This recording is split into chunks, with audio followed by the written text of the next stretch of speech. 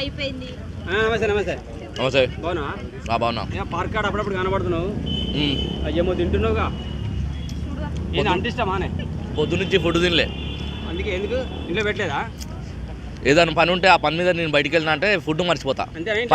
పని కంప్లీట్ అయిపోలేదు, దాని తర్వాతనే ఫుడ్ అనే కాన్సెప్ట్. గొడవలు ఉండవు. ఏదో బాగా తింటున్నావు, మరి ఎట్లా అనిపిస్తున్నాయి అవి? ఓకే బాగుంది. బాగున్నాయా?